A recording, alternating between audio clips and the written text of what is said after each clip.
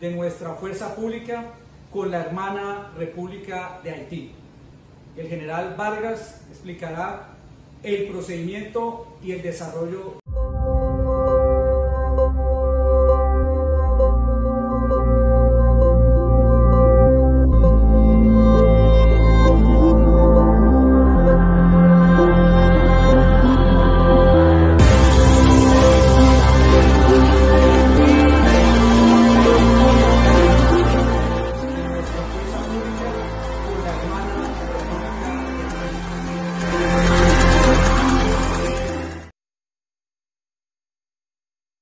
Del presidente de Haití, Jovenel Moïse.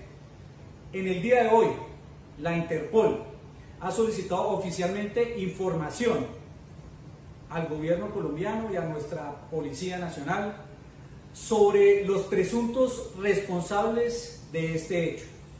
Inicialmente, la información señala que son ciudadanos colombianos, miembros retirados del Ejército Nacional.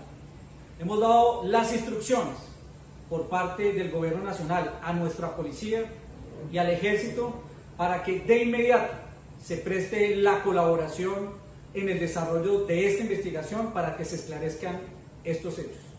Toda la disposición de nuestra fuerza pública con la hermana República de Haití. El general Vargas explicará el procedimiento y el desarrollo del presidente de Haití, Jovenel Moïse. En el día de hoy, la Interpol ha solicitado oficialmente información al gobierno colombiano y a nuestra Policía Nacional sobre los presuntos responsables de este hecho.